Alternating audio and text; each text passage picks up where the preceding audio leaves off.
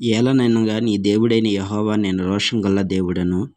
నన్ను ద్వేషించు వారి విషయంలో 3, 4 తరాల వరకు తండ్రి దోషం కుమారుల మీదకి రప్పించెదను.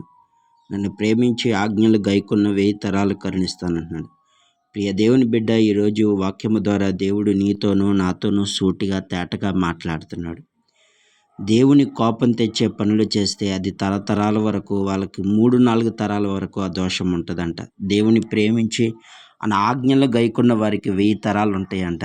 ప్రియ దేవుని బిడ్డ, ఇక నుంచైనా దేవుని ప్రేమించి దేవుని వాక్యానుసారంగా జీవించాలని మీరు మనస్ఫూర్తిగా నేను దేవుని ప్రార్థన చేస్తున్నాను. ఎంతోమంది ఈ రోజున దేవుని ప్రేమిస్తున్నారు, కానీ ఆయన ఆజ్ఞలను గైకొనలేకపోతున్నారు. ఈ రోజున విజయవాడ ప్రాంతంలో ఇలాంటి కరువులు వచ్చినా కూడా, ఇలాంటి పరిస్థితులు వస్తున్నా కూడా మార్పు కలిగి ఉండాలని దేవుడు కోరుతున్నాడు. ఎందుకంటే శిక్షించేది ఆయనే, ప్రేమించేది కూడా ఆయనే.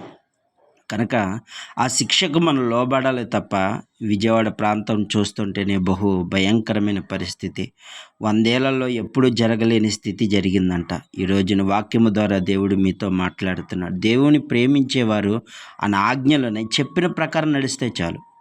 ఆయన 1000 తరాల వరకు కరుణిస్తాడు. ఆయన చెప్పిన ప్రకారము, ఆయన ఏ మాట అయితే చెప్పాడో, వాక్యము ద్వారా మీతో ఏం మాట్లాడుతున్నాడు దాని ప్రకారం నడిస్తే ఆయన కనికరం మీ పైన ఉంటుంది, లేదా దేవుని యొక్క ఉగ్రత మీపై వస్తుంది.